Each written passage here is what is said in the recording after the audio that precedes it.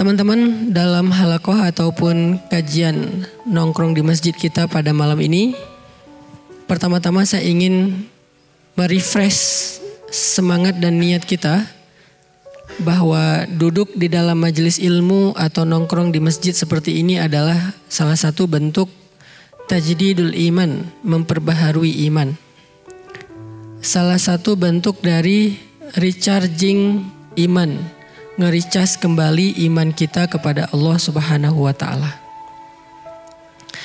Karena al-imanu yazidu wa yanqus, iman itu naik turun, sehingga ketika kita membiarkan iman itu nggak dicas dalam beberapa waktu, maka iman yang lemah, iman yang sedang turun itu akan berpengaruh kepada amal kita. Jadi modal beramal itu bukan fisik, bukan waktu, bukan juga harta. Bukan fisik, bukan waktu, bukan sekedar memiliki kelebihan harta. Bukan itu modal amal. Jadi ada orang yang gak sanggup ke masjid, itu bukan karena dia lemah fisiknya. Ada orang yang tidak sanggup baca Al-Quran, bukan karena dia gak punya waktu.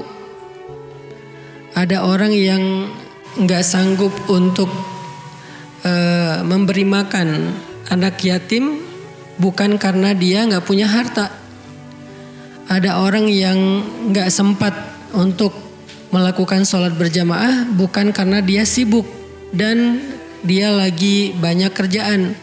Tetapi semua kebaikan yang tidak bisa dilakukan itu sebabnya karena imannya sedang lemah. Kalau imannya lagi kuat, maka keterbatasan fisik tidak akan menjadi excuse. Saya sering cerita, ada orang yang datang ke masjid bolak-balik, padahal fisiknya lemah.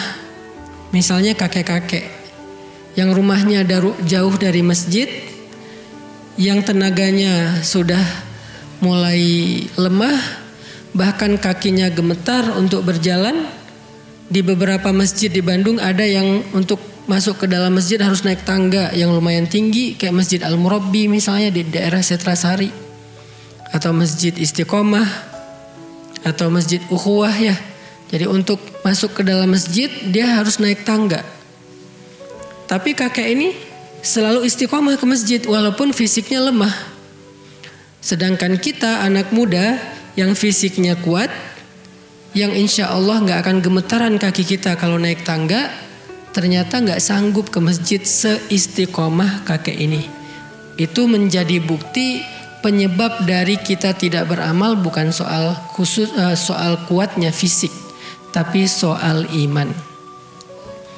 Begitu juga dengan masalah keluangan waktu, masalah kelapangan rezeki, dan lain-lain. Faktor-faktor yang saya sebutkan tadi itu bukan alasan utama seseorang tidak baik dalam beramal. Alasan utama dan yang paling mempengaruhi amal kita itu adalah kondisi iman. Sehingga kalau kita ingin lebih baik lagi dalam amal solih, ingin lebih sempurna lagi dalam ibadah, hal yang harus kita lakukan adalah kita harus rajin-rajin charging iman, memperbaharui iman. Dan charging iman yang paling baik itu dengan cara duduk di dalam majelis ilmu ataupun mendengar nasihat-nasihat yang baik. Itulah kenapa majelis ilmu itu penting dan diadakan secara rutin. Kenapa banyak banget sih kajian-kajian keislaman? Bukan sekedar untuk nambah wawasan sebetulnya. Karena kalau sekedar untuk nambah wawasan, kita bisa baca sendiri. Kalau sekedar untuk nambah wawasan, kita bisa nonton YouTube. Tapi efek kepada hati dan iman itu beda dengan kita duduk di dalam majelis ilmu. Apalagi kita datang dengan persiapan yang baik. Sebelum datang ke majelis ilmu, mandi dulu misalnya. Memang ngaruh Ustadz, ngaruh. Sama kayak kita datang Jumatan, dalam keadaan udah mandi, udah bersih-bersih, pakai pakaian yang baik. Kecuali buat teman-teman yang memang gak mungkin melakukan ini karena datang ke majelis ilmu sambil pulang kuliah, pulang kerja, it's okay. Tapi buat kita yang mungkin masih bisa, maka kita persiapkan sebaik mungkin hadir dalam majelis ilmu dengan outfit terbaik, dengan kondisi yang nyaman, udah segar, udah mandi, udah relax, bahkan pakai parfum. Karena itu adab duduk dalam majelis ilmu itu memakai parfum agar malaikat di sebelah kita nyaman, termasuk teman yang di sebelah kita. Nah, ini adalah adab yang membuat nanti ilmu itu akan berpengaruh kepada keimanan kita. Kalau cuman sekedar untuk dapatin wawasan, teman-teman udah pasti seringlah mengakses konten-konten di YouTube ataupun di platform-platform sosial media yang lain. Teman-teman bisa aja baca sendiri di Google atau di e-book kalau nggak baca buku yang hard copy. Tapi majelis ilmu punya keajaiban lain dari sekedar berbagi wawasan. Dia ada keberkahan di dalamnya. Yang kita tahu hadisnya, ketika orang berkumpul untuk mencari ilmu dan berzikir kepada Allah, maka malaikat akan menaungi mereka dan berselawat untuk mereka. Itu nggak didapatkan di dalam cara-cara yang lain selain duduk di dalam majelis ilmu. Ternyata iman juga berpengaruh bukan hanya kepada amal kita, tapi iman juga berpengaruh kepada perilaku kita. Dalam Islam iman itu core. Dia itu asalah, dia itu akar dari banyak hal dalam hidup kita. Jadi kalau dibahasakan dengan alam tara kaifa daraballahu masalan kalimatan thayyibah kasyajaratin thayyibah asluha itu dari kata asal itu dari bahasa Arab jadi bahasa Indonesia asal itu artinya pokoknya atau akarnya. Asluha sabit, akarnya asalnya sangat kuat. Apa akar yang sangat kuat ini? Kata ulama tafsir, iman. Jadi sebuah pohon, maka kekuatan itu terletak kepada akar. Kalau akarnya kuat, gimana pun angin mengguncangkan pohon itu, menggoyangkan pohon tersebut, maka pohon itu tidak akan roboh atau tumbang karena akarnya kuat. Akar itu juga yang akan memberikan nutrisi kepada seluruh pohon itu, mulai dari batangnya, dahannya, daunnya, buahnya, dan seterusnya. Dari akar. Makanya yang pertama Allah bahas asluha, akarnya, yaitu iman. Ini bahasa analogi atau permisalan di dalam Al-Quran. Kalau kita misalnya memiliki akar iman yang ditanam di dalam hati itu dengan kondisi yang baik, maka insya Allah akar ini akan menyerap ilmu, akan menyerap zikrullah, akan menyerap energi-energi yang baik, akan menyerap semua nutrisi yang baik, lalu disebarkan ke seluruh diri kita dan kehidupan kita. Saya nggak bilang tubuh kita ya, karena hati yang dimaksud di sini bukan organ. Maka akar ini akan mengalirkan, akan menyebarkan nutrisi kebaikan ke seluruh diri kita dan kehidupan kita.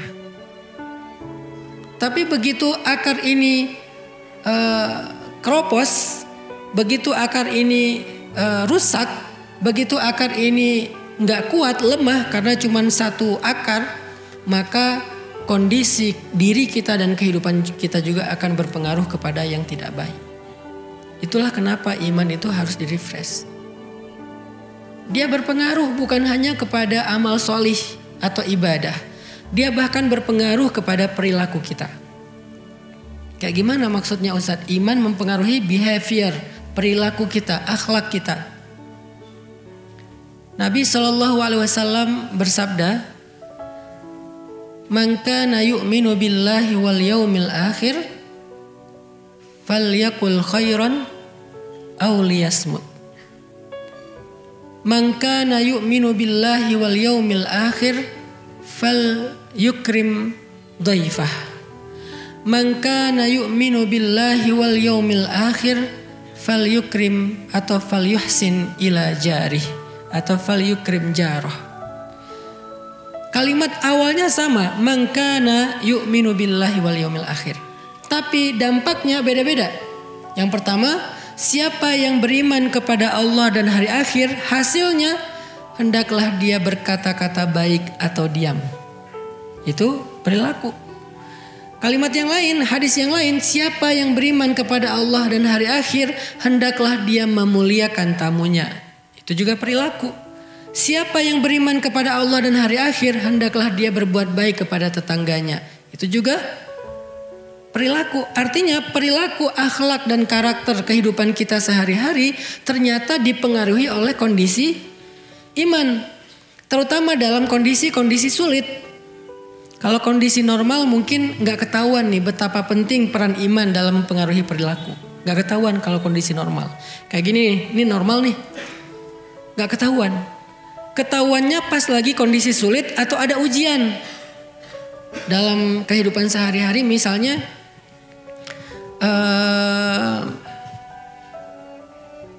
perilaku kita di dalam rumah. Itu sangat dipengaruhi oleh iman. Seorang suami kepada istri, sesabar apa suami kepada istri tergantung iman. Sesayang apa suami kepada istri tergantung iman. Selembut apa suami kepada istri tergantung iman. Bukan tergantung kita orang mana. Jangan sampai saya kan orangnya kayak gini. Saya itu dari Sumatera. Saya itu orang Makassar. Saya itu orang Surabaya, Jawa Timur. Saya orang Madura, saya orang Aceh, saya orang Medan nih. Bentar. Coba lihat Umar itu orang apa? Umar itu orang Quraisy. Dari suku Khuza'ah. Orang yang sangat keras dan kasar. Jadi kalau alasannya saya orang Medan, Umar mungkin lebih Medan dari kita. Sebelum ada iman. Saya orang Madura, Umar mungkin lebih Madura dari kita. Saya orang Aceh, Umar lebih Aceh dari kita. Saya orang misalnya Surabaya, apapun lah alasan background suku, Umar lebih daripada kita dalam urusan keras, kasar. Makanya dikenallah Umar dengan orang yang ghalidun syadid, orang yang kasar dan keras. Atau mungkin kehidupan kita di masa lalu, saya emang anak jalanan, saya tinggal di terminal, saya gaulnya di jalan, orang jalan emang kayak gini. Umar itu lebih jalan daripada kita sebelum ada iman. Tetapi setelah iman, dia menjadi orang yang paling lembut terhadap istrinya di rumah. Dan kita mendengar kan kisah bagaimana Umar dimarahi istri diam aja. Padahal jin, kalau Umar lewat satu jalan, dia pasti gak akan lewat lagi jalan itu selama-lamanya. Selama bau tubuh Umar, harumnya, wanginya tubuh Umar itu tercium oleh jin di jalan itu, gak akan lewat tuh jin. Saking takutnya sama Umar. Kan sahabat sama jin macam-macam ceritanya ya. Gak kayak KKN ya. Lebih ngeri lah. Sama Dauh. Sama siapa lagi itu mah. Ada jin yang dikejar sama sahabat sampai jin itu lompat ke pagar dan jatuh. Gak ada kan film kayak gitu? Jin dikejar sahabat, loncat pagar, kesandung jatuh. Ada jin yang apa istilahnya tuh? Dilipat-lipat sama sahabat, kayak dilecekin sama sahabat. Kalau bahasa orang Jawa diuyel-uyel sama sahabat. Ada yang digituin. Ada jin yang dipukul sama sahabat sampai buta matanya. Kalau Umar gak usah fisik. Aroma tubuhnya Umar aja jin udah lari. Saking takutnya jin sama Umar. Kok takut? Apa sih yang ditakuti dari Umar? Ghalidun syadid, kasar dan kerasnya Umar. Bukan hanya iman ya. Kalau iman kenapa gak Abu Bakar yang kayak gitu? Karena Abu Bakar secara iman kita tahu gak ada tandingannya di antara umat Islam setelah Rasulullah kan. Kalau ditimbang kalau ditimbang iman Abu Bakar di satu timbangan, kemudian iman kaum muslimin sepanjang sejarah dari zaman Nabi sampai sekarang di timbangan yang lain, maka iman Abu Bakar itu lebih berat. Jadi pastinya kalau karena alasan kesolehan, Abu Bakar udah lebih soleh daripada Umar pastinya. Walaupun sama-sama soleh. Apa yang ditakuti oleh jin dari Umar yang tidak dialami oleh Abu Bakar, tidak dialami oleh Utsman, tidak dialami oleh sahabat-sahabat yang lain. Itu tadi, bahkan Khalid aja gak ngalamin. Khalid gak gitu sama jin. Jin takut sama Khalid tapi gak segitunya. Khalid bin Walid.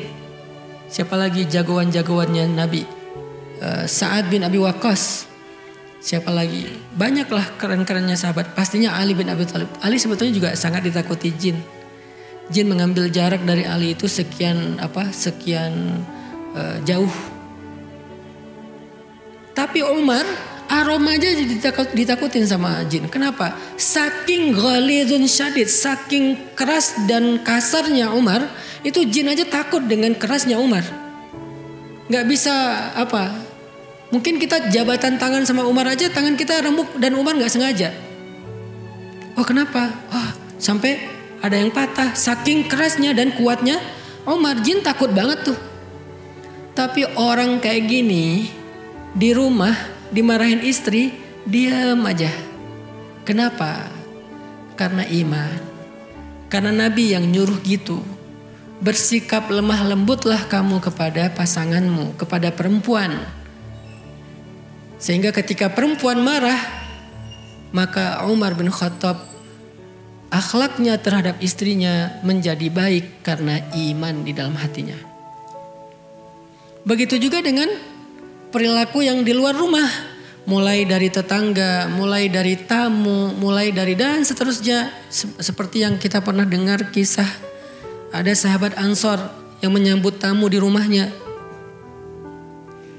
Dengan menghidangkan makanan satu-satunya yang dia punya, yang bahkan dia dari siang belum makan, anak-anaknya belum makan kan.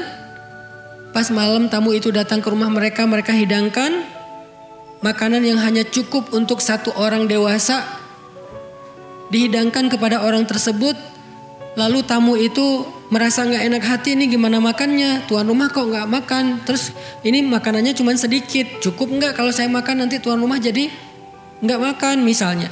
Akhirnya yang punya rumah memadamkan lampu di rumahnya, lalu menemani tamu ini makan dengan cara kecap-kecap seolah-olah ikut makan sampai tamu ini kenyang. Kok bisa ada yang berperilaku kayak gitu kepada tamu yang bahkan gak dia kenal? Kalau tamu itu teman lama mungkin beda cerita. Kalau tamu itu adalah misalnya saudara atau keluarga dekat, beda cerita. Ini tamu gak dikenal, sesama mukmin doang nih modalnya. Sesama orang yang beriman. Kok bisa kayak gitu? Karena mukmin itu diantara mereka adalah ikhwah. Innamal mu'minuna, sesungguhnya orang yang beriman itu bersaudara. Jadi dia perlakukan lebih daripada saudara biologisnya, sehingga dia bisa berperilaku seperti itu kepada tamu. Apa dasarnya? Iman. Asluha sabit. Iman itu mempengaruhi perilaku banget. Iman itu mempengaruhi mental. Kalau yang pertama tadi iman mempengaruhi amal solih. Yang kedua iman itu mempengaruhi perilaku. Yang ketiga iman itu mempengaruhi mental. Arti mental, kuat nggak kuatnya kita dalam menghadapi masalah itu tergantung iman. Ada orang yang masalahnya kecil tapi dia bilang, kenapa cuman saya yang diginiin Allah? Allah gak adil, saya udah gak kuat lagi, saya pengen mati aja. Dan seterusnya keluh kesah yang seolah-olah dia merasa dialah orang yang paling susah di muka bumi. Sebetulnya dia bukan orang paling susah di muka bumi, dia lagi lemah iman. Karena kalau dia mau fair, dia mau objektif, pasti dia akan menemukan banyak orang di luar sana yang lebih susah daripada hidupnya. Kehidupan mereka lebih susah daripada kehidupannya tuh banyak di luar sana. Kalau kita mulai sedikit melihat keadaan orang yang di bawah kita, itu nggak perlu susah payah kita untuk menemukan mereka. Ada di mana-mana dan mereka lebih susah daripada kita dalam urusan kehidupan. Sehingga kita nggak layak mengeluh kalau mereka aja nggak ngeluh gitu. Sehingga kita nggak boleh berputus asa kalau mereka aja masih berusaha. Sehingga kita nggak boleh menyerah kalau mereka aja masih berjuang. Karena mereka lebih susah dari kita. Tapi kenapa kita berkeluh kesah seolah-olah kita merasa orang yang paling susah dalam hidup di dunia? Iman. Mentalnya nggak kuat. Hanya masalah perasaan, nggak jadi nikah, diputusin, ditolak lamaran, dan seterusnya. Dicuekin, nggak diberikan harapan, atau malah ditikung temen dalam urusan perasaan nih. Apa yang menjadikan seseorang bertahan, survive, bahkan kemudian sukses, sementara yang lain hampir bunuh diri, ada yang bahkan bunuh diri terus nggak berhasil.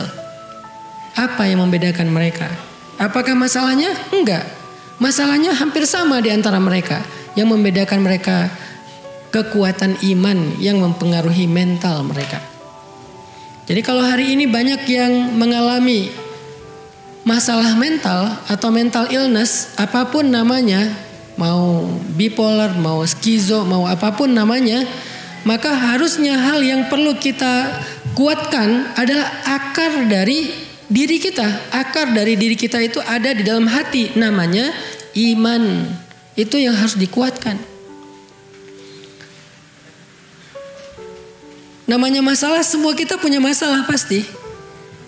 Ustadz punya masalah, pasti punya.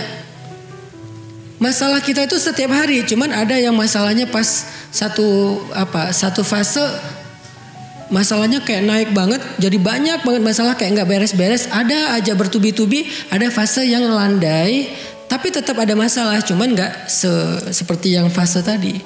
Ngalamin, semua kita ngalamin, bukan saya doang, bukan teman-teman doang, kita semua ngalamin fase kayak gitu. Apa yang membuat bertahan?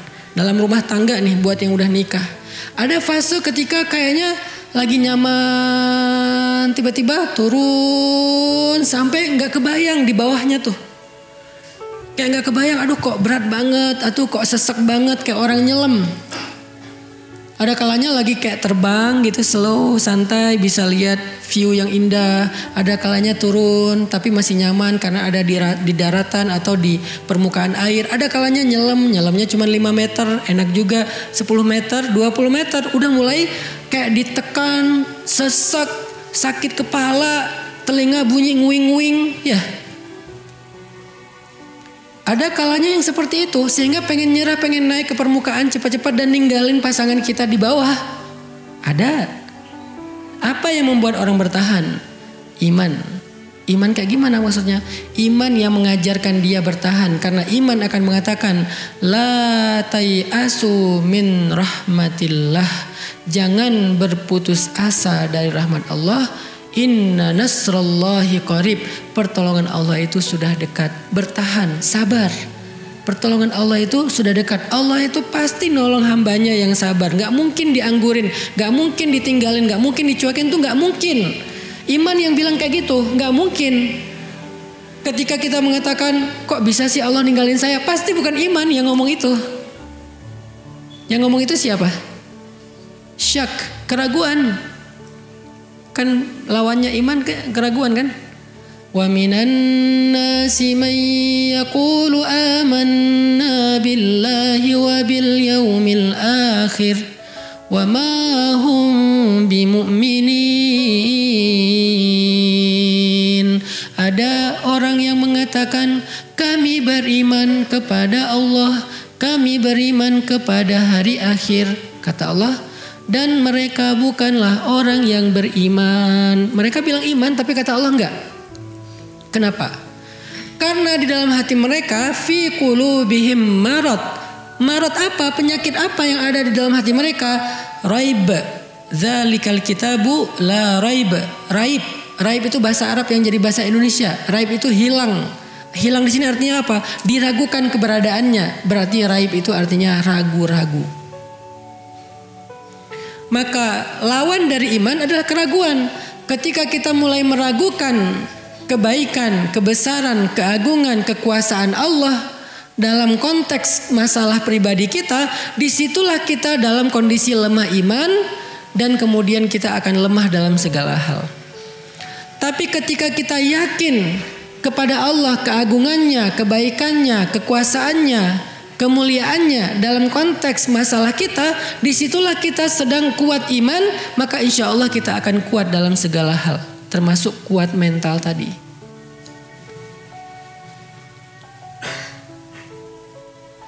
Yang pernah saya alamin itu salah satunya adalah ujian dalam masalah keluarga misalnya.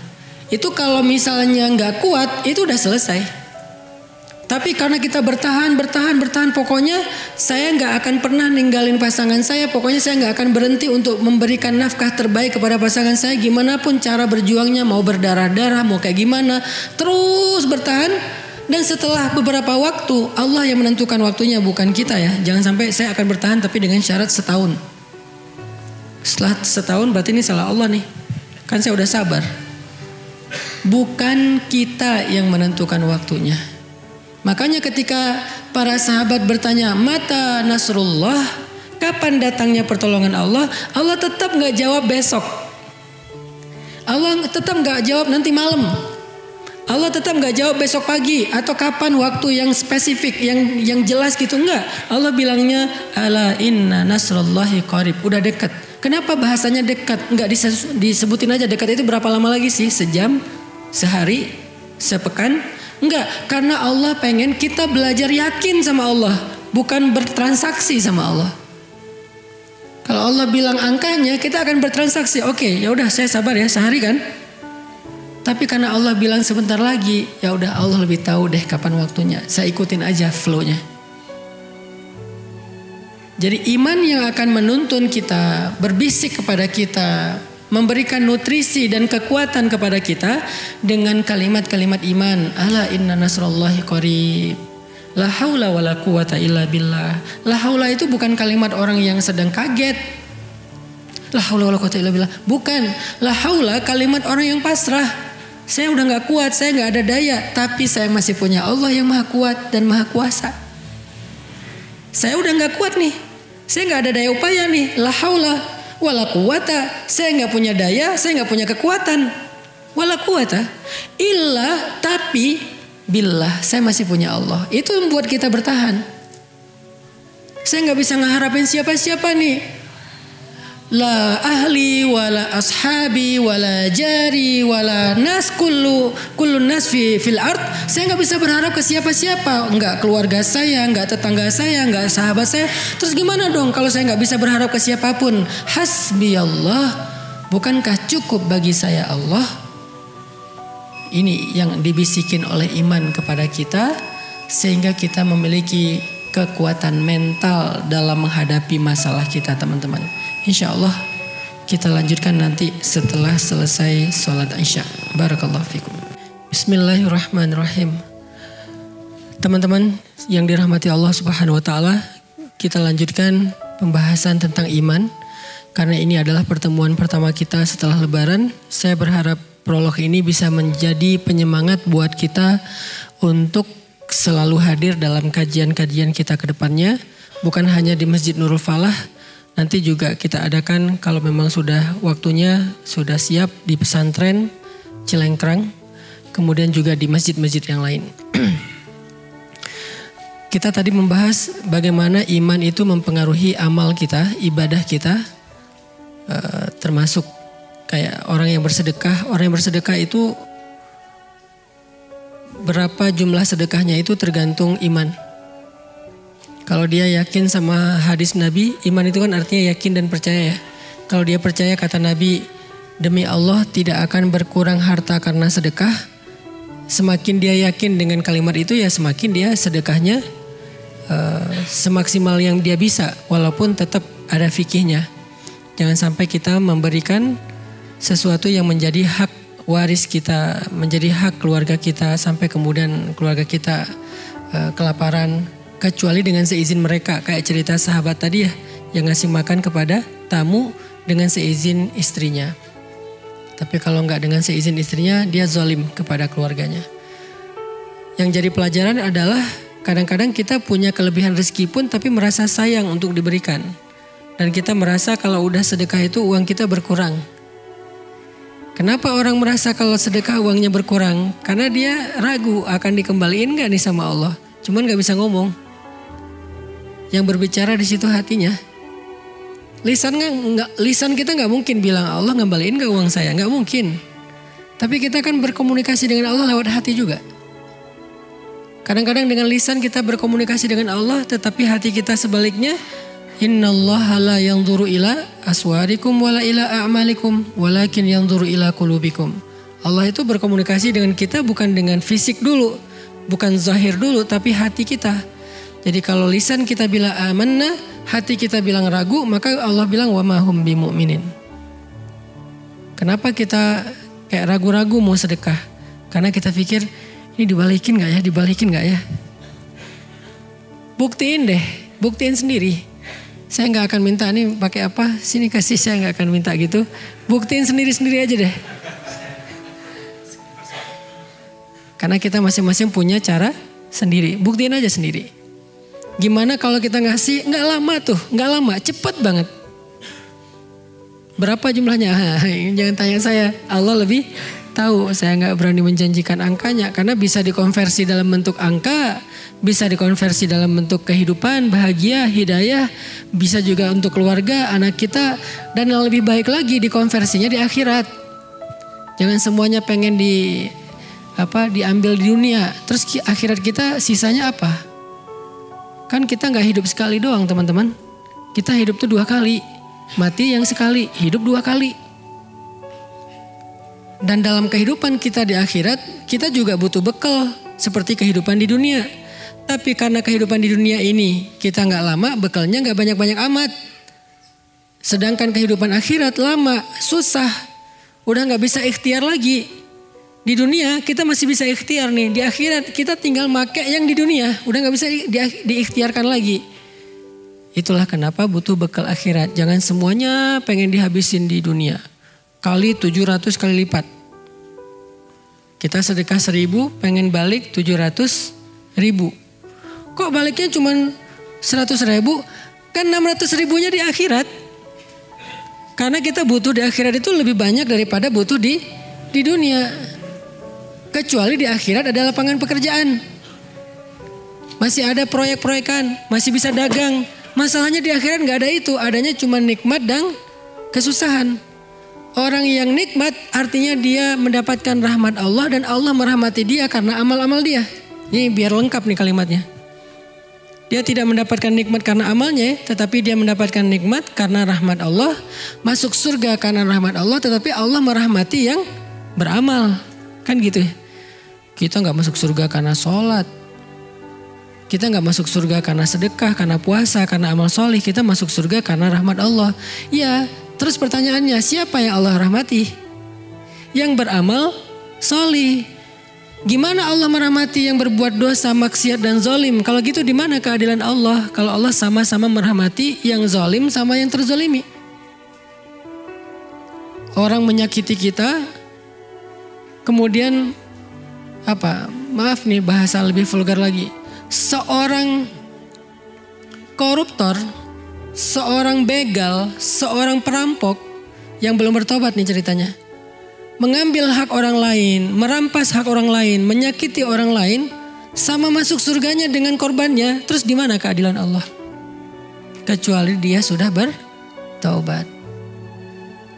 Artinya kita di akhirat itu udah nggak bisa lagi beramal, nggak bisa lagi berusaha, sehingga orang yang menyesal di akhirat pasti ngomongnya gini. Ya Allah, kembalikan saya ke dunia, maka saya akan melakukan ibadah, sholat, sedekah dan seterusnya. Pasti minta dibalikin ke dunia. Kenapa? Karena di dunia doang bisa berusaha kayak gitu. Sehingga apa yang kita lakukan di dunia ini kalau nggak Allah balas persis dengan angka-angka dalam persepsi logika kita, yakinlah Allah tetap ngebales kok, cuman dikonversinya di akhirat. Sebagian dikasih ke dunia sesuai dengan kebutuhan kita. Dan Allah lebih tahu kok kebutuhan kita. Tapi yang pasti Allah balas. Dan seringnya sih cara Allah berhitung itu lebih baik daripada cara kita. Kita berhitung dikali sekian, Allah mengalinya lebih dari itu dan tidak ada batas. Seringnya kayak gitu sih. Iman yang menyuruh kita melakukan itu. Berpengaruh kepada ibadah. Kenapa kita berpuasa. Karena Allah memanggil ya ayyuhalladzina amanu, wahai orang yang beriman. Orang yang beriman yang bisa berpuasa. Kalau nahan lapar dan haus banyak orang yang bisa, tapi berpuasa dengan makna yang utuh hanya orang yang beriman. Panjang lagi nanti tuh ceritanya tentang bab itu. Tahun depan deh kita bahas di bulan Ramadan. Insya Allah kalau ada umur dan kesempatan. Jadi iman mempengaruhi amal. Kalau kita amalnya lagi lemah, pasti imannya lagi lemah. Coba segera tajdid iman kita, perbaharui iman kita. Refresh iman kita. Kalau ibarat akar, siram lagi tuh akar. Kasih pupuk. Tapi kadang ada orang yang ketika dia amalnya lagi drop, dia gak tahu mau ngapain. Terus nanya, Ustadz gimana ya biar semangat beribadah? Sederhana jawabannya, tajdid iman kamu. Perbaharui iman kamu. Itu berlaku untuk semua kita. Cuman Rasulullah yang imannya stabil. Setelah Rasulullah bahkan sahabat pun imannya naik turun. Cuman naik turunnya sahabat tuh gini. Naik turunnya kita gini. Udah naik masih nurun sebetulnya. Orang yang normal naik turunnya gini. Kita naik turunnya gini. Apa naik turun kayak gini tuh? Kalau lagi turun yang wajib aja ditinggalin. Kalau lagi naik cuman yang wajib-wajib aja. Kalau yang normal, kalau lagi naik yang sunnah. Kalau lagi turun yang wajib tetap terjaga. Kalau sahabat lagi turun sunnah. Kalau lagi naik sunnahnya lebih dari itu. Artinya gak ada orang yang imannya benar-benar naiknya tuh naik tanpa turun itu kecuali Rasulullah Sallallahu Alaihi Wasallam. Selain itu ya naik turun, cuman model grafiknya unik-unik. Sebaik-baik naik turunnya ya grafiknya para sahabat. Setiap hari imannya naik turun tetapi mengarah ke atas. Kita kalau bisa kayak gini nih itu udah keren sih. Naik amal soleh yang sunnah-sunnah ditambah. Pas turun yang wajib gak ditinggalin. Kalau pas turun yang wajib ditinggalin, pas naik yang wajib dikerjain itu juga gak khusyuk-khusyuk amat. Ya udah pasti kayak gini nih. Ke arah ke bawah. Lagi naik nih imannya. Mulai salat wajib. Naik iman salat wajib. Kebayang gak lagi turun? Karena harusnya turun iman, salat wajib. Naik iman, salat sunnah. Naik iman, baca Al-Ikhlas. Kebayang gak turunnya? Lagi alhamdulillah lagi semangat nih. Qul huwallahu ahad.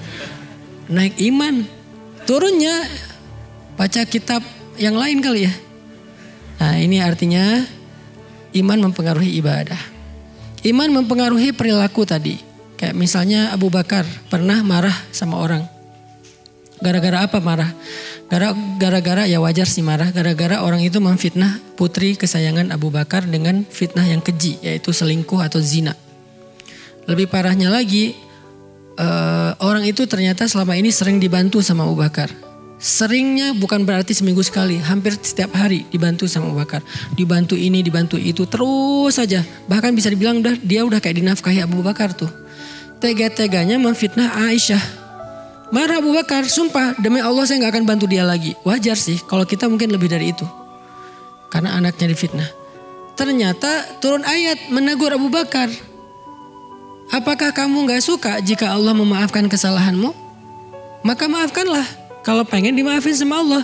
Langsung pas dengar ayat itu Abu Bakar mengatakan bala ya Rob, tentu ya Allah saya suka kalau saya dimaafkan. Kalau dosa saya diampuni maka saya akan maafkan. Pulang ke rumah ngambil semua yang baik-baik.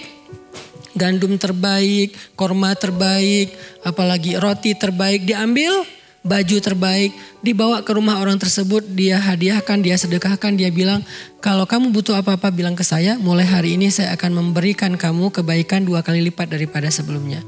Apa yang membuat Abu Bakar mampu memaafkan bahkan kemudian berbuat baik kepada orang tersebut? Iman. Iman gimana? Iman percaya dengan perintah Allah, dengan seruan Allah di dalam Al-Quran dan tidak ada di dalamnya kecuali kebaikan. Allah yang nyuruh. Allah yang nyuruh maafin, udah maafin. Kalau Allah bilang jangan maafin ya gak maafin. Ini kita kebalik, yang Allah suruh perangi, yang Allah suruh cegah, yang Allah suruh hindari, malah kita bela. Yang Allah suruh sayangi, malah kita abaikan. Ini kan kebalik, makanya hidup kita susah, hidup kita banyak keanehan. Sekarang penyakit muncul macam-macam penyakit. Karena kita membiarkan apa yang Allah marah. LGBT, korupsi, kriminal, anak muda di jalan bawa senjata tajam, nebas siapapun yang dia temui menjadi kebanggaan. Parah pokoknya. Sehingga butuh ada dakwah kayak gini, ngajak anak muda balik ke masjid. Sebelum pandemi kan udah mulai agak melandai nih kriminalitas ya. Gak ada begal segala macam kan ya. Tapi gara-gara 2 tahun gak ada pengajian, gak ada solusi selain pengajian dan masjid. Peraturan gak bisa, susah. Makanya selain mengandalkan pemerintah, mengandalkan aturan penegak hukum, salah satu yang perlu sangat diandalkan selain itu juga adalah masjid dan dakwah, pembinaan umat. Tapi kalau pembinaan umat ini malah dicurigai, dihalang-halangi, dibubarkan, nah ini berarti dia gak ada niat baik untuk Indonesia. Dia membiarkan Indonesia semakin kelam. Butuh tajdid iman, karena perilaku itu tergantung iman. Di jalan kenapa sekarang banyak adegan orang ribut, keserempet dikit ribut, motor nabrak mobil lari, kan mobil susah ngejar. Dia nggak percaya kalau kita nabrak mobilnya lecet, dia rugi 20.000 beli kumpon, kita akan dibalas sama Allah senilai itu, mungkin lebih dari itu kalau dia doanya lebih parah. Rugi ya Allah saya 20.000, balikin 2 juta. Kan ngeri tuh. Saya pernah keserempet naik motor yang bawa asisten saya. Karena mobil di depan yang bawa ibu-ibu, mungkin dia juga terlalu dekat. Gimana-gimana kita yang nabrak, kita yang salah lah ya. Tiba-tiba nabrak pakai ban depan kan. Cuman ngegores-gores biasa lah. Pakai kumpon yang putih, gak usah yang merah juga beres sebetulnya. Tapi si ibu minta KTP. Mana KTP-nya? Bu, saya tanggung jawab. Kalau perlu saya cariin kumpon sekarang nih. Enggak, saya minta KTP. Buat apa? Takut masnya lari. Kalau lari, saya tadi udah lari. Kalau mau lari, saya udah lari. Ibu gak bakal ngejar saya. Orang saya naik motor, macet lagi tuh daerah Setiabudi. Gak mungkin ibu bisa ngejar saya. Kalau mau lari, saya bisa lari dari tadi. Saya berhenti karena saya gak mau nanti Allah mengambil dari hak saya yang lebih gede dari ini. Saya takut sama Allah, saya bilang. Akhirnya dia tahu kalau saya ustadz, akhirnya minta maaf, udah beres, damai. Rugi kan, harusnya udah saya ganti tuh, ujung-ujungnya ganti sendiri kan. Kena ceramah. Artinya iman itu menahan kita dari marah, dari mengambil hak orang lain. Iman menahan kita dari mencuri. Dan iman itu bukan wawasan agama teman-teman. Tolong kita jadikan sesuatu yang garis bawahi. Kok bisa tuh ada ustadz, kok bisa ada penceramah, kok bisa ada orang yang ilmu agamanya banyak tapi melakukan hal yang aneh-aneh sekarang? Mereka punya wawasan tetapi mereka bermasalah dengan iman. Karena wawasan agama tidak selalu berbanding lurus dengan iman. Bisa jadi orang yang wawasannya pas-pasan, imannya lebih tinggi daripada orang yang wawasannya tuh lekoh banget ilmu syariatnya. Sering teman-teman yang udah hijrah kayak gini, bisa jadi ibadah teman-teman saya yakin jauh lebih dahsyat daripada ibadah saya. Itu bukan bisa jadi, pasti itu. Karena pas baru hijrah ngerasa banyak dosa, pengen menebus masa lalu, akhirnya ibadahnya dipol-polin, gaspol. Sedangkan saya atau ustadz mungkin ngerasa udah sering beramal, mungkin ya. Akhirnya ya santai aja kita. Buktinya apa? Kalau lagi umroh tuh. Kalau lagi umroh saya selalu kalah sama jamaah saya. Kita ngerasa setahun berapa kali umroh. Jamaah kita ngerasa mungkin umrohnya seumur hidup cuma sekali. Kebayang gak tuh beda spiritnya? Sehingga akhirnya jamaah saya setiap hari cium Hajar Aswad. Setiap hari tawaf 5 kali. Setiap waktu sholat dia tawaf. Kemudian khatam Al-Quran selama 10 hari di sana pas lagi umroh. Pas saya dengar lagi di ruang makan kan kita suka ngobrol tuh.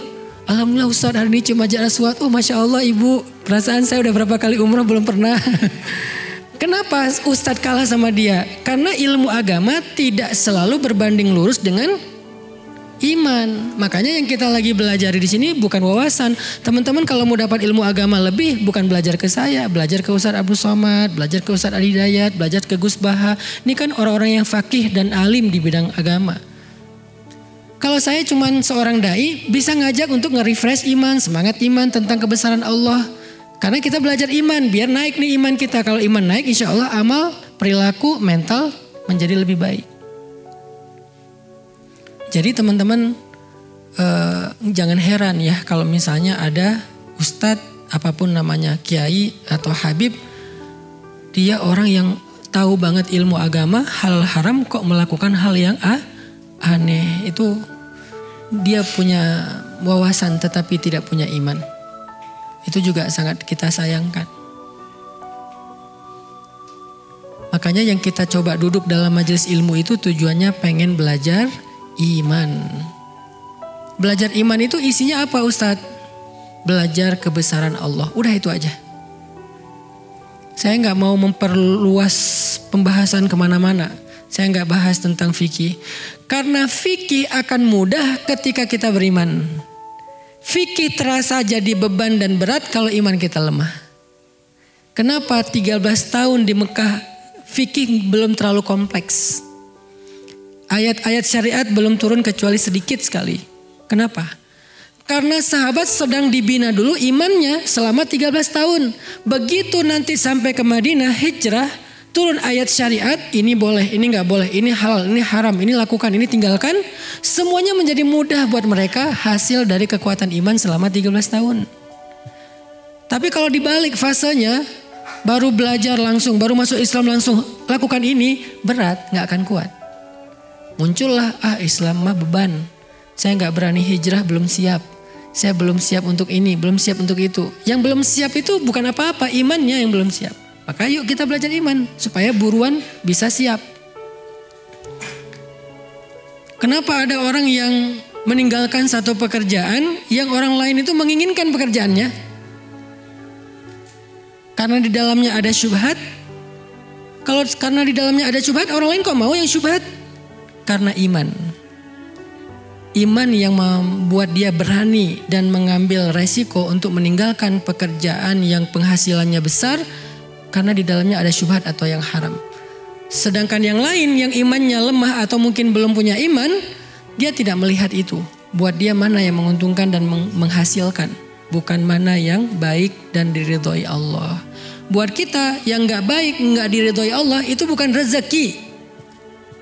Jadi kalau ada istilah bukan rezeki kita, itulah yang bukan rezeki kita. Mana yang bukan rezeki kita? Yang haram. Itu bukan rezeki kita. Kalau ada yang halal kita hilang, itu bukan, narasinya bukan ini bukan rezeki kamu. Bukan.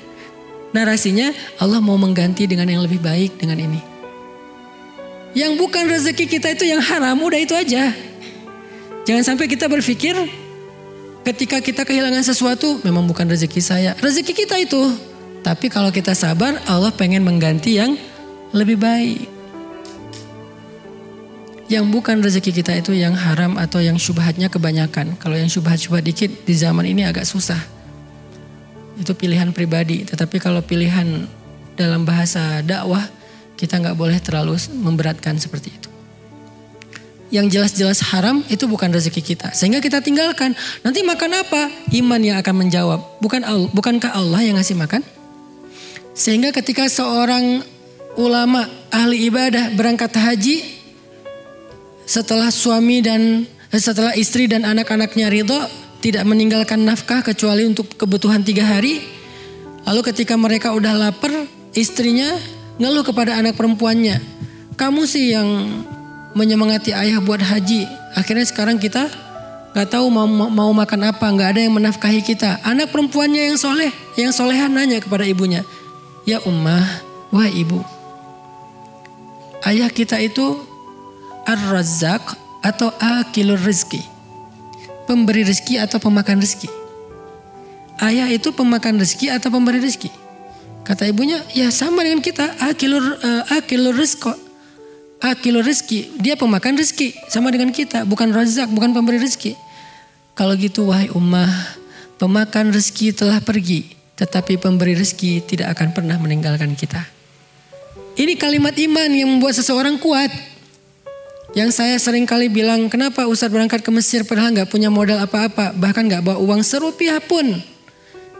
Iman yang mengatakan ke saya, yang ngasih saya makan di Indonesia dengan yang ngasih saya makan di Mesir, Allahnya sama. Berangkat aja. Tapi setelah ikhtiar maksimal ya, ikhtiar ngumpulin duit, akhirnya ada duit habis buat pakai beli visa dan tiket. Udah nggak ada lagi sisa. Ya udah berangkat karena udah azam, sudah ikhtiarnya maksimal. Fa idza faraghta fansab wa ila rabbika farghab. Iman yang nyuruh kita teman-teman. Memaafkan, iman yang nyuruh kita. Menyambung silaturahim yang terputus, iman juga yang nyuruh. Kalau pakai hawa nafsu dan ego nih, nggak bakal kita kayak gitu. Misalnya pakai ego nih, ada keluarga besar karena silaturahim kan berlakunya dalam keluarga kan. Ada keluarga kita, apa sepupu atau paman atau ponakan atau ipar atau siapapun lah keluarga besar. Ada yang kita nggak srek sama dia, terus sempat ribut, udah gitu putus hubungan. Nggak ada di grup keluarga besar, kemudian nggak pernah chat, nggak mau tahu, kalau lebaran nggak mau ketemu, dan seterusnya lah, terputus. Kita orang yang merasa marah sama dia ngerasa nggak akan rela saya nyambung silaturahim sama dia. Dia jahat banget sama saya, jahat sama keluarga saya, jahat sama ibu saya, jahat sama istri saya. Pokoknya saya udah nggak nganggap dia lagi nih. Keluarga. Tapi karena ada hadis qudsi di mana Allah berfirman ketika amal manusia dinaikkan kepada Allah setiap hari Senin dan hari Kamis dan setiap pagi dan petang. Maka kemudian Allah berfirman, amhilu hadzain hatta yastaliha. Anziru hadzain hatta yastaliha. Tahan amal dua orang ini sampai mereka berdamai. Kalau mereka masih terputus silaturahim, amal mereka tergantung antara langit dan bumi. Kalau mereka wafat, meninggal dalam keadaan silaturahimnya masih terputus, maka amalannya akan berguguran, tidak bernilai di mata Allah. Karena kita yakin dengan itu, kita paksakan diri kita, kita lawan ego kita, kita datang menyambung orang yang memutuskan kita di antara keluarga. Sil man qata'aka, sambunglah orang yang memutuskanmu. Jadi silaturahim itu bukan bertamu teman-teman. Lagi ngapain? Lagi silaturahim. Bukan itu silaturahim. Kenapa silaturahim itu pahalanya gede banget? Karena bukan sekedar bertamu. Kalau sekedar bertamu pahalanya gede, mudah banget ya. Silaturahim itu amalan istimewa karena emang susah. Apa silaturahim itu? Silman qata'aka, sambunglah yang memutuskan. Tapi di sini maksudnya keluarga ya, bukan yang lain. Saya pengen silaturahim sama kamu. Itu nggak ada hadisnya tuh. Nggak boleh loh kita memutuskan silaturahim. Sering kan kayak gitu ya. Pas diputusin bilang, nggak boleh memutuskan silaturahim loh. Emang lo siapanya gua? Sepupu bukan, adik bukan, paman bukan ya. Kan orang lain. Di situ nggak berlaku silaturahim. Kalaupun berlaku dalam kebaikan, bukan dalam masalah pacaran, berlakunya ukhuwah, islahu dzatil bain, bukan silaturahmi. Silaturahmi berlakunya dalam keluarga. Kepada siapa objeknya? Bukan yang lagi nyaman. Yang gak nyaman itulah objeknya. Kalau silaturahim hanya memilih yang nyaman-nyaman, itu bukan sedang menyambung yang terputus. Itu sedang menjaga persaudaraan. Bagus juga. Cuman bukan hadis silaturahmi. Silaturahmi itu atau silaturahim itu hadisnya silman qata'aka, sambung yang memutuskanmu. Datang kita ke dia walaupun dia yang memutuskan kita.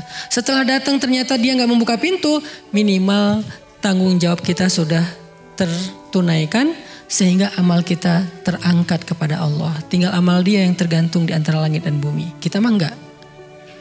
Tapi kalau kita nahan ego, kita menjaga ego, maka dua-duanya tergantung di antara langit dan bumi. Siapa yang menyuruh kita berbesar hati, lapang dada, ringan bebannya? Iman. Alam nashrah laka sadrak, bukankah kami telah melapangkan dadamu? Apalagi? Alam nashrah laka sadrak wa wada'na anka wizrak, kami turunkan bebanmu. Alladzi anqadha dhahrak, yang memberatkan punggungmu. Wa rafa'na laka dzikrak, dan kami tinggikan derajatmu. Kayak gimana cara biar dada kita lapang? Apa arti dada lapang, teman-teman? Ada yang tahu nggak? Apa arti dada lapang? Apa? Gak ada beban? Bukan. Karena kalau ada ikhlas, beda. Apa? Memaafkan. Ridho.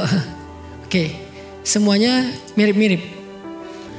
Dada lapang itu artinya di dalam hati kita muat kesalahan-kesalahan orang lain dan tidak membebani kita. Kesalahan orang lain itu masih masuk dalam hati kita, tidak bikin kita sesek. Itu namanya lapang dada. Kalau satu ujian, satu musibah, satu kesalahan orang lain udah bisa bikin kita nyesek, itu sempit dadanya tuh. Maka dia perlu banyak-banyak berdoa, Rabbi syrah li sadri, ya Allah lapangkan dada saya, Rabbi syrah li sadri. Itu bukan doa sebelum ngomong doang itu. Sebelum ceramah, sebelum public speaking, sebelum ketemu orang, Rabbi syrah li sadri wa yassir li amri. Bukan doa buat itu doang. Ketika kita ngerasa satu kesalahan pasangan kita udah bikin kita nyesek, pasti dada kita sempit. Ustaz gak ngerasain sih, bentar. Kadang ada masalah kecil, tapi kita ngerasanya udah besar. Kenapa? Karena tempat di dada kita kecil. Kadang ada masalah besar, tapi rasanya kecil karena tempat di dalam hati kita itu lapang. Contoh, ruang masjid ini. Ruang masjid ini kalau diisi 1000 orang, kira-kira gak usah 1000 orang deh. Diisi 100 orang ruang masjid ini. Diisi 100 orang kira-kira rasanya gimana? Nyaman atau sempit? Ini kira-kira berapa orang sini? Lebih kan 100? Sempit gak? Sempit. Kalau sempit tuh duduknya gini. Ini masih bisa duduk lapang, santai. Oke, gak usah 100 orang. 50 orang, sempit gak masjid ini? Bisa selonjoran gak? Kalau 50 orang. Bisa tidur? Bisa. Disardenin aja gini. Dijajar, di soft. Bisa. 100 orang aja sebetulnya masih bisa tidur. Kalau pakai ukuran soft ya. Tapi mungkin agak ngepas. Coba sekarang kita ambil ruangan toilet. Diisi 50 orang. Ternyata masalahnya bukan berapa besar dan kecil masalah, tetapi berapa besar ruang di dalam hati kita. Kalau hati kita selapang-lapangan bola, sekian banyak masalah, sekian banyak ujian, sekian banyak kesalahan, masih kerasa lapang, bukan masalah besar. Tapi karena hati kita sempit, sesempit toilet, 2-3 masalah itu udah sesek tuh. Makanya orang yang alam nasyrah laka sadrak berarti orang yang siap dengan berbagai macam masalah karena dadanya lapang. Nabi itu syarhus sadar banget, lapang banget dadanya. Sehingga beliau gak mudah terganggu dengan omongan orang-orang lain. Yang buat Nabi sedih itu bukan celaan mereka, Nabi gak terpengaruh dengan celaan mereka. Orang Quraisy mencela beliau, menghina beliau, memfitnah beliau, itu gak ngaruh kepada hati beliau. Yang bikin beliau sedih, mereka gak beriman, menolak kebenaran, itu yang bikin Nabi sedih. Nabi sedih untuk mereka, bukan untuk dirinya. Jadi jangan pernah, Nabi juga kan sedih Ustaz kalau dicela. Enggak. Kata siapa Nabi sedih kalau dicela? Nabi sedih kepada orang yang mencela, bukan karena celaannya. Kalau kita sedih karena celaannya, orang itu celaka, senang kita. Nabi sedih karena tahu orang yang mencela itu akan celaka. Yang dicela itu kekasih Allah. Dan Allah tuh gak ridho banget kekasihnya dicela. Sama kayak kita, kekasih kita dicela, keluarga kita, orang yang kita sayangi dicela, kita gak ridho, apalagi Allah. Nabi takut itu sama orang itu. Kasihan dia mencela saya, ntar kalau Allah marah gimana? Kasihan dia menghina saya, ntar kalau Allah murka gimana? Nabi kasihan sama dia, makanya sedih. Bukan karena beliau dicela. Jadi jangan pakai dalil Nabi juga kan sedih kalau dicela. Enggak sedih Nabi itu kalau dicela. Kok bisa sih Nabi nahan? Kok bisa sih Nabi kuat dengan semua perilaku enggak nyaman di sekitarnya? Karena syarhus sadar, lapang dada Nabi itu. Bagaimana Nabi kok bisa lapang dadanya? Baca satu surat sebelum surat itu. Surat Ad-Duha. Ma wadda'aka rabbuka wa ma qala. Allah gak pernah ninggalin kamu. Itu modalnya ya, yakin, iman. Alam yajidka yatiman fa'awa wa wajadaka dhallan fahada wa wajadaka ailan fa'aghna. Itu iman. Jadi surat Ad-Duha Allah lagi ngajarin Nabi tentang iman, percaya, berserah sama Allah. Hasilnya surat Al-Insyirah atau Asyarah, lapang dada, menjadi ringan beban di punggungnya. Kita belum apa-apa udah kebeban. Beban itu artinya tanggung jawab. Baru dikasih tanggung jawab sedikit udah merasa aduh saya gak sanggup. Baru dikasih amanah dakwah sedikit, aduh saya gak mampu. Kenapa kita ngerasa lemah dan tidak sanggup mengambil beban? Karena kita tidak percaya Allah. Kalau kita percaya Allah, kita ambil tuh beban. Di dalam dakwah pemuda hijrah saya udah sering mentarbiyah para santri-santri tarbiyah. Kalau Allah kasih kita beban, ambil aja. Nanti Allah mampukan. Kayak sekarang sekolah rimba gratis. Orang heran, sekolah gratis Ustaz. Gratis, benar-benar gratis, benar-benar gratis. Pendaftarannya aja gak ada biaya. Apalagi pembangunan, SPP gak ada itu. Sekarang udah masuk angkatan kedua. Beban gak? Beban lah. Terus beban itu saya timpakan ke guru. Enggak juga lah, guru mah tetap profesional. Di atas UMR. Gak boleh gurunya mentang-mentang yayasan dapat beban sekolah gratis. Ya guru ikhlas aja ya. Kan kita sekolah gratis. Saya gak mau gitu. Terus siapa yang ambil beban? Saya bersama tim saya di yayasan. Kita harus ambil beban ini. Biar saya yang cari nafkahnya. Mereka biar fokus mengajar. Anak-anak biar fokus belajar. Saya cari nafkah sebagai ayah misalnya. Anak saya belajar. Istri saya yang penting ngurus rumah. Ayahnya cari nafkah. Kan kita sebagai laki-laki kan gitu kan. Ar-rijal. Salah satu di antara karakteristik rijal, cowok, kesatria, kuwatut tahammul, kuat mengangkat beban. Makin besar beban yang dia angkat berarti dia kesatria sejati. Kalau kita bilang kita kesatria tapi gak ada beban dalam hidup yang kita angkat, kita bukan kesatria, kita manusia biasa. Sampai kapan Ustadz? Ada yang bilang gini, biasanya sih cuma tahun pertama doang untuk branding, engagement. Nanti tahun kedua mulai bayar, tahun kesekian bayarnya mahal. Sampai saat ini saya masih berpikir, insya Allah selama saya mampu dan saya yakin Allah akan memampukan, itu akan gratis saja sampai kuliah. Saya pengen membuktikan ya, sekolah gratis yang berkualitas itu bisa kita wujudkan kok dengan dakwah. Tapi berkualitas bukan berarti gratis terus cuman pakai garasi orang, nggak ada tuh. Gratis berkualitas. Lahannya 9 hektar. Kemudian konsepnya alam, setiap anak dikasih 1 coupling tanah buat mereka farming. Nanti kita sedang cari domba-domba yang bagus buat 1 anak tuh megang 1 domba. Jadi namanya farming dan mengurus ternak itu bukan simulasi pas lagi mau menjelang liburan doang sesekali. Terus masuk dalam foto, ini sekolah kami ada program ini. Enggak, setiap hari ada. Saya bilang kepada kepala sekolah, kalau boleh saya meminta setiap hari ada farming, setiap hari. Karena itulah pendidikan sejatinya, bukan cuma teori. Ini kita lagi nyari vendor yang cocok buat bikin kolam renang. Coba sekolah gratis ada kolam renang, kolam ikan 2. Kemudian ada ternak domba, ada ternak ayam, ada farming, 1 orang 1 coupling. Kalau lagi panen, mereka ambil itu daun sayur dari couplingnya, bawa pulang ke rumah hadiah buat ibu. Mama, Umi, ibu, ini hadiah dari aku, dari kebun di sekolah. Gratis. Gak bayar.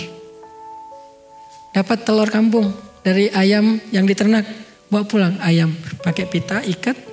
Mama, pulang sekolah bawa hadiah. Mana sekolah kayak gitu coba? Yang bayar sekian puluh juta aja belum tentu bisa kayak gitu kan? Akhirnya karena di sekolah gak ada program kayak gitu, pergi ke mall, ke PVJ, cuman mau ngasih makan kelinci. Bayar pula. Udah kita yang ngasih makan bayar. Tapi kan namanya juga objek wisata ya, wajar. Nah, ada berkuda, ada stable. Ada stable sendiri, bisa berkuda sendiri. Silakan. Di program nanti jadwalnya biar teratur. Belajar berkuda gratis. Coba teman-teman sekali berkuda bayar berapa? Gak usah di jauh-jauh Cisangkuy deh. 1 putaran doang. Yang ada kuda yang dikasih pelana yang bendera Amerika itu. 1 putaran 50.000. Itu bukan belajar berkuda. Itu lagi pengen tahu rasanya naik kuda, nggak jadi bisa berkuda. Kalau di kita emang dilatih sama seorang pelatih berkuda sampai anak-anak ini harapannya kelas 6 SD nanti target saya, mereka itu udah bisa berkuda dengan gallop, udah canter, udah lari. Udah benar-benar bisa berkuda karena itu bukan atlet ya, itu skill wajibnya cowok, khususnya cowok. Kalau cewek sunnah boleh, kalau bisa lebih bagus, nggak bisa nggak apa-apa. Cowok harus berenang, harus bisa berenang. Gratis. Itu namanya beban. Kok Ustaz ngambil kayak gitu sementara finansial pemuda hijrah juga nggak gede-gede amat, belum tentu siap sekian tahun. Saya punya keyakinan kalau kita udah ambil beban, Allah akan kuatkan. Kekuatan apa? Pundak kita ini tergantung beban yang kita pikul dalam konteks agama. Sehingga kalau kita nggak berani ngambil beban ya kita selamanya ngerasa belum siap, belum mampu, nggak bisa dan seterusnya. Begitu kita ambil beban tiba-tiba sanggup. Itu yang saya lakukan dalam keluarga. Ketika ada keluarga misalnya saudara, ipar, sepupu dan seterusnya ada kebutuhan apa, kita coba ambil bebannya, ya udah nggak apa-apa nanti biar saya aja. Emangnya saya punya, belum tentu saya kelebihan harta juga. Tapi setelah itu Allah ganti. Ternyata ngeri gantinya tuh. Apa yang membuat kita mau mengambil beban teman-teman? Iman. Makanya belajar iman ini kunci segala sesuatu. Emang akar kehidupan dan diri kita. Asluha sabit. Kalau udah asluha sabit, far'uha fis sama. Nanti dahannya menjulang sampai ke langit. Tu'ti ukulaha kullahinin biizni rabbiha. Buah dan daunnya akan lebat sekali dan memberikan hasil setiap waktu dengan izin Allah. Itu efek dari akar iman. Jadi belajar iman itu penting. Gara-gara belajar iman, kita akhirnya jadi berani melakukan hal-hal yang orang lain gak berani. Kita jadi mampu melakukan hal-hal yang orang lain gak mampu. Termasuk tadi masalah mental. Kita bertahan dengan hal yang orang lain gak bertahan. Aku gak habis pikir kok dia kuat ya, kok dia sabar ya. Iman, siapa dia? Bilal. Sampai orang-orang Quraisy pun bertanya, aku takut dia akan mati. Ketika lagi nonton live streaming Bilal disiksa, ada viewers yang komen, aku takut dia mati. Terus viewer yang lain nanya, siapa yang kamu maksud? Yang lain yang tadi pertama bilang, aku takut Umayyah yang mati, bukan Bilal. Ternyata yang ditakutkan akan celaka dan mati ketika dalam adegan penyiksaan Bilal bukan Bilal tapi Umayyahnya. Kok bisa Umayyah yang ditakuti, yang dikhawatirin, yang dikasihani? Karena terlihat Umayyah yang menyiksa Bilal, dia yang tersiksa. Umayyah menyiksa Bilal tapi yang tersiksa Umayyah sendiri. Capek dia nyiksa Bilal. Bilalnya tidak terlihat kayak keberatan atau merasa terbeban atau apa, walaupun sakit ya, tetapi dia tidak terlihat di matanya, di pandangan matanya bahwa dia itu benar-benar tersiksa, enggak. Tapi dia kuat dan menikmati siksaan itu walaupun berdarah, sakit, dia berteriak tapi dia menikmati. Bahkan dia selangkah pun enggak mau memberikan kepada Umayyah apa yang Umayyah minta. Apa modal Bilal bertahan seperti gunung sampai orang-orang mengatakan, sekarang aku baru tahu laki-laki itu bukan dilihat dari penampilannya, tetapi laki-laki itu dilihat dari ketabahannya. Dan aku baru tahu sekarang Bilal lebih kuat dari semua laki-laki sempurna yang ada di Mekah. Jadi gunung, teguh banget, tabah banget. Apa modalnya? Kita tahu jawabannya, kalimat ahadun ahad, ahadun ahad, iman kepada Allah. Itu yang bikin Bilal bertahan. Jadi kalau kita mau ngambil Bilal sebagai model, inspirasi, teladan kita agar kita bertahan, ya berarti kuatin ahadun ahadnya. Iman, belief, percaya, thiqah, berharap sama Allahnya. Itu modal banget loh teman-teman, modal banget. Jadi sebelum kalian belajar sains, belajar ilmu apapun, bahkan ilmu agama dalam bentuk wawasan, belajar ini dulu. Sehingga kalau kalian udah belajar iman, apapun setelahnya akan menjadi kebaikan. Belajar sains setelah iman, nanti jawabannya kalimat responnya adalah, ekspresinya adalah hadza min fadli rabbi subhanaka rabbana ma khalaqta hadza batila. Jadi responnya adalah Allahu Akbar. Itu respon orang yang mengerti sains setelah iman. Tapi orang yang mengerti sains tapi gak ngerti iman, responnya adalah ini adalah fenomena alam. kalimat fenomena alam. Dia lebih mending pakai kalimat itu daripada memuji Allah. Padahal ini bukan fenomena alam doang. Ya, tetapi di atasnya ini kebesaran Allah. Ini kebesaran Allah. Sekecil apapun penemuan saintis yang dia dapatkan, maka dia akan mengatakan ini kebesaran Allah. Ini kebesaran Allah. Karena biasanya orang kalau nggak ngerti iman, dia akan mengatakan, wah ini teori ilmiahnya begini, ini fenomena alam, ini terjadi karena ini. Penjelasannya detail, tapi dia lupa ada siapa di balik semua itu. Kita kalau lagi takjub sama Instagram dan Facebook, kita pasti nggak lupa dong sama foundernya yang membuat platform secanggih ini. Kalau kita takjub sama teknologi Tesla dan seterusnya, kita nggak lupa dong sama foundernya yang membuat teknologi canggih masa depan seperti ini. Ada helikopter, ada mungkin mobil listrik, ada nanti bentar lagi taksi terbang, ada apa segala macam, banyak lah. Kita kalau takjub sama misalnya sebuah platform jual beli yang bikin banyak orang jadi orang kaya kayak Amazon, kita takjub juga pasti sama foundernya. Artinya kenapa kita nggak lupa sama Jeff Bezos, Elon Musk, Mark Zuckerberg dan seterusnya? Karena kita tahu mereka sebelum kita paham mereka itu nggak terputus dari karya mereka. Maka karya Allah yaitu ciptaannya nggak akan terputus dari Robnya. Ini nggak terjadi tanpa Allah. Sebagaimana Facebook nggak ada tanpa si Mark. Sebagaimana Tesla nggak ada tanpa misalnya Elon. Sebagaimana misalnya si Microsoft nggak ada tanpa Bill Gates. Amazon gak ada tanpa Jeff dan seterusnya. Kita yakin itu. Kenapa giliran alam kita bilang ini fenomena alam, seolah-olah terjadi secara kebetulan dan tidak ada orang di balik, tidak ada zat di baliknya. Kita kagum banget sama karya-karya kecil manusia, kita kurang kagum sama karya besar yang Maha Pencipta. Itu iman. Makanya belajar iman dulu sebelum apapun. Jadilah mukmin dulu. Termasuk jadi pengusaha, apalagi pengusaha modalnya iman banget itu. Kalau nggak karena modal iman, kemungkinannya satu, dia nggak akan bertahan. Kemungkinan kedua, kalau dia sukses, dia akan jadi orang yang sombong dan lupa diri. Kalau belum sukses nggak akan bertahan, setelah sukses lupa diri dan sombong. Tapi kalau dia beriman sebelum sukses, dia akan bertahan sampai dia sukses. Kalau setelah sukses, dia menjadi orang yang paling bermanfaat untuk orang lain dan tidak lupa kepada Allah. Hadza min fadli Rabbi. Belajar iman.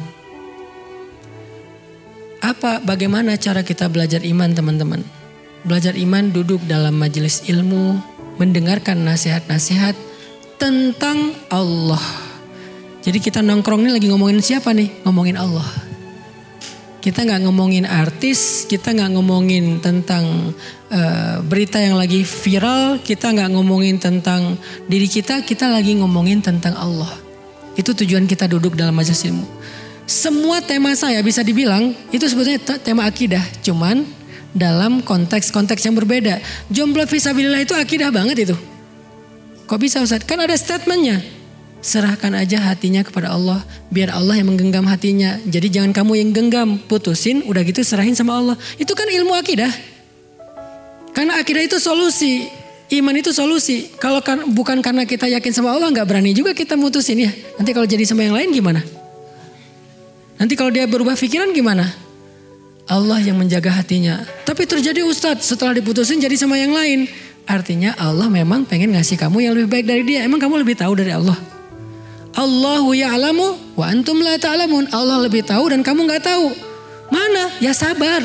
Kapan? Ala inna nasrullahi qarib. Bentar lagi, tunggu. Lagi disiapin yang terbaik. Kamu juga persiapkan diri biar nggak jomplang gitu. Dia udah baik, kamunya nggak benar. Kasihan dia. Kamu udah baik, dia belum siap. Kasihan kamu. Lagi disiapin sama Allah. Ada waktunya nanti. Memang bisa Ustaz? Saya mah yakinnya 100% bisa, itu udah pasti itu. Teori akidah itu udah gak ada 1%, 0,0 sekian persen pun gak ada keraguan. 100% benar udah. Lebih benar daripada kita yakin batu dilempar ke langit jatuh ke bumi secara gravitasi. Lebih dari itu. Itu kita yakinnya ada sisa ragu gak? Kalau kita lempar barang nih Ini saya lepaskan jatuh ke tanah gak nih? Masih ada yang meragukan? Kayak gitu aja kita yakinnya 100%. Gara-gara gaya gravitasi. Harusnya kepada Allah kita lebih yakin daripada kepada gravitasi. Berarti gak boleh ada keraguan secuil pun. Yakin banget. Lebih yakin daripada benda yang saya jatuhkan nanti pasti akan jatuh ke tanah atau ke lantai. Lebih yakin dari itu. Kalau lebih yakin dari itu, falimal yas. Kenapa berkeluh kesah? Kalau lebih yakin dari itu, kenapa harus berkeluh kesah? Udah tenang aja, ada Allah. Itu kan kalimat yang sering-sering saya ulang-ulangi. Jadi kajian saya dari 2015, apapun judulnya, sebetulnya substansinya itu ilmu tentang akidah. Cuman saya gak suka membahasnya dengan teori rububiyah, uluhiyah, asma, sifat. Kenapa? Karena saya ingin menyederhanakan dan membuatnya mudah untuk kita pahami. Kalau mau bahas kayak gitu bisa. Kita tinggal buka kitab akidah, kita tinggal ikutin kurikulum tentang bab akidah, ma'rifatullah, banyak. Dan kita juga dulu waktu di pondok 6 tahun belajar itu. Terus di Al-Azhar belajar itu juga. Tapi kenapa gak dibahas kayak gitu aja? Kalau dibahas kayak gitu segmentasi saya bukan orang yang baru hijrah dan baru mau hijrah. Tapi segmen saya udah lama belajar akidah dan mereka gak butuh dakwah saya. Yang butuh dakwah saya orang yang pengen pulang ke Allah tapi gak tahu jalan. Mereka tuh pengen pulang sama Allah tapi gak tahu jalan. Jalan yang ditunjukin sama yang lainnya itu gak kebaca sama mereka, ribet. Baca mapnya tapi saya gak ngerti nih mapnya nih apa. Mereka butuh map yang sederhana tapi sampai. Itu kan. Sehingga kita sederhanakan bahasanya. Kebayang gak teman-teman pakai mobil yang di dashboard atau head unitnya itu bahasa Cina. Ada kan yang mobil build up tuh. Bahasa Jepang, bahasa Cina.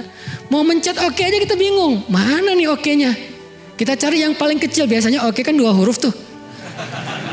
Cari yang simbol-simbolnya sederhana. Klik. Ternyata itu cancel. Bisa juga kayak gitu. Artinya karena kita gak ngerti kita gak bisa pakai. Makanya butuh penterjemah yang bisa menerjemahkan ilmu yang sangat luas, yang sangat istimewa ini dalam bahasa yang sederhana. Ilmunya gak sederhana sih. Teorinya gak sederhana. Tapi harus ada terjemah yang sederhana. Itu yang kenapa saya bicara akidah dalam bahasa yang sederhana. Nanti kita bahas Asmaul Husna misalnya. Gimana cara memahami Al-Quddus dalam konteks anak muda? Gimana memahami Al-Wahhab dalam konteks daily life kita?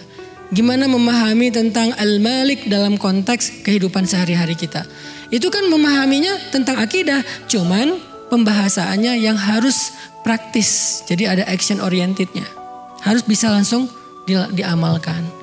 Jadi yuk sama-sama kita duduk dalam majelis ini ke depan. Nanti saya serahkan kepada pemuda hijrah mau diadakan 2 minggu sekali atau sebulan sekali. Di hari apa cocoknya, karena sekarang karena udah mulai normal mungkin weekend saya lebih banyak di luar. Semalam jam 3 ya Niko ya, kita baru datang dari Aceh. Ngapain Ustadz ke Aceh? Mau support dakwah Ustadz Amri, karena di Aceh mau bikin kayak pemuda hijrah tapi namanya Akrab, movement anak muda. Saya support datang ke Aceh sekaligus silaturahim keluarga dan sahabat-sahabat. Setelah ini misalnya kemana lagi itu haknya sahabat-sahabat saya, teman-teman kita yang ada di luar Bandung. Karena kita lebih fleksibel, kita bisa weekdays. Mau weekend silahkan nanti ke pesantren. Jangan hanya karena ada kajian saya, ada kajian yang lain juga. Ketika dibuka hadir. Oh belajar sama Ustadz Aslam, belajar sama Ustadz Imam, belajar sama Ustadz siapa lagi. Karena kita insya Allah punya banyak guru-guru yang akan mengajarkan kita. Belajar tahsin dan Al-Quran sama Syekh Yazin.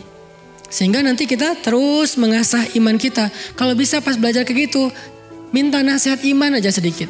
Karena belajar tahsin pun ada iman. Apalagi belajar Al-Quran ya. Kan banyak ayat-ayat iman tuh. Belajar syariat pun harus dengan iman. Kalau enggak kita enggak akan sanggup menjalankan syariat. Syariat berkurban bentar lagi. Kalau enggak pakai iman pasti itu berat tuh. Tapi beli handphone ringan itu.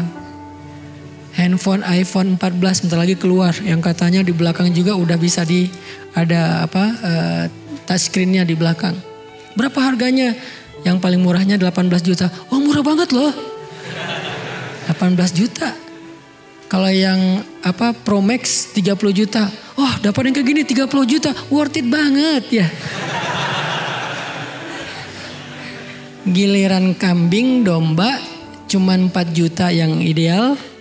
Kita anggap maaf ya saya belum sanggup, saya bukan orang yang mampu dan segala macam. Ada aja excuse-nya. Apa masalahnya? Iman, bukan mampu nggak mampu. Tapi kalau kita yakin bahwa domba atau sapi yang kita kurbankan di Idul Adha itu nggak mungkin sia-sia, nggak akan mengurangi harta kita, udah itu mah ringan banget. Justru yang mengurangi harta kita itu membeli urusan dunia, itu kurang harta kita, benar-benar kurang. Apalagi elektronik, saat beli aja udah berkurang. Kendaraan baru beli udah turun, kecuali aset-aset mungkin dia agak stabil atau cenderung naik. Tapi kalau kendaraan elektronik kan baru beli juga udah turun, karena berstatus second kan, baru beli juga. Gak lagi berstatus baru. Sejak dibuka wrappingnya atau kotaknya udah berstatus second dan udah langsung turun harganya. Walaupun belum kita install apa-apa. Buka aja nih wrappingnya nih. Udah harganya turun 50 ribu, 100 ribu. Baru buka doang wrappingnya. Belum saya pegang kok handphonenya. Tapi ini udah kebuka nih. Handphone belum dipegang. Udah kebuka gini, udah turun. Tapi insya Allah kalau fisabilillah salah satunya berkurban, nggak kayak gitu teorinya. Tapi kok kita nggak yakin sih, kok kita nggak gregetan sih, kok kita nggak semangat sih? Tadi masalah iman sama Allah. Kalau kita udah bukan hanya naiknya itu sejak kita niat udah naik tuh harta kita. Niatnya benar ya. Saya tahun ini pengen domba. Yang udah biasa domba, tahun ini saya pengen sapi. Baru niat nih, udah naik harga, udah naik derajat, udah naik pahala. Jadi pahala niatnya doang. Udah gitu kita beli. Belum disembelih, baru dititipin. Udah naik lagi pahalanya. Disembelih sama kita, apalagi kalau kita bisa menyembelih sendiri, lebih keren lagi. Saya sih pengen bikin tren ya tahun ini. Bagi yang mau aja, yuk kita belajar menyembelih domba sendiri. Nanti di pesantren, bentar lagi kita akan bikin tarbiyah menyembelih domba. Gak usah sapi dulu deh. Domba dulu aja.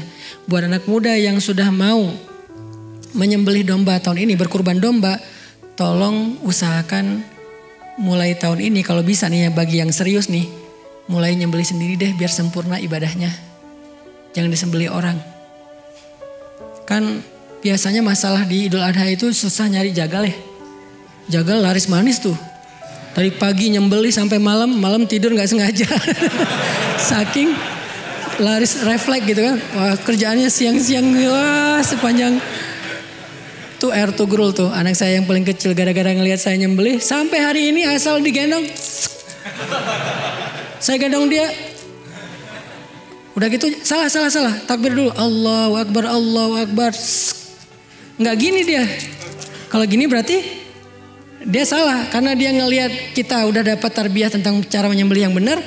Gini caranya. Mau pakai pedang palsu, mau tangan, saya juga nyesel. Aduh salah nih saya nunjukin ke air turul. Jadi tahun ini dia saya suruh main aja deh, gak usah lihat lagi saya nyembelih. Karena ntar artinya mulai tahun ini bisa gak nih anak muda Bandung duluan nih. Kan biasanya tren dari kita kan. Anak muda Bandung, kalian yang udah bisa berkurban satu domba, usahakan nyembelih sendiri. Nanti dari panitia tinggal nyiapin bilah pisaunya aja nih. Datang ke sana. Kan biasanya kita nonton domba yang kita punya kan. Nah sekarang jangan cuma nonton. Apalagi sampai bilang saya gak kuat lihat darah. Cewek ngomong gitu oke. Kita ngomong gitu gak kuat lihat darah. Astagfirullahaladzim. Belajar. Tahun ini kita kuatkan. Karena kalau rame-rame biasanya lebih kuat kan. Kalau sendiri kan gak ini ya. Gak tega kan kita orangnya lembut. Kalau rame-rame insya Allah lebih berani. Nah kita nanti akan, tapi ikut tutorial dulu, jangan asal-asalan nanti menzalimi dan menyakiti hewan sembelihan. Latihan dulu, nanti di pesantren kita bikin pelatihan menyembelih yang syar'i, yang sunnah, yang tidak menyakiti, yang membuat dagingnya tidak mengandung kolesterol karena darahnya habis semuanya. Insya Allah sehat dimakan juga karena syariat itu pasti baik. Karena kita nggak menjalankan syariat dengan baik, makanya kita penyakitan ya. Nah itu nanti kita latihan bareng-bareng. Setelah itu yang mau menyembelih ngerasain sensasi dan kebaikan menyembelih yang dialami oleh Nabi Ibrahim, Nabi Muhammad, kita rasain sendiri nih, bukan cuma dengar cerita. Yuk bareng-bareng kita lakukan tahun ini. Sehingga semuanya bisa menyembelih jadi cowok sejati. Ya. Yang perempuan Ustadz memang bukan kayak gitu syariatnya, makanya titipin ke cowok. Tapi gak ada cowoknya, makanya jangan tolak kalau datang ya. Kalau ada yang datang terima. Itu aja. Barakallahu fikum. Bismillahirrahmanirrahim. Ya Allah, ampunkanlah dosa kami. Dosa kami setelah Syawal, mungkin kami tidak seperti Ramadan. Di bulan Ramadan kami rajin ke masjid, di bulan Syawal kami mulai jarang.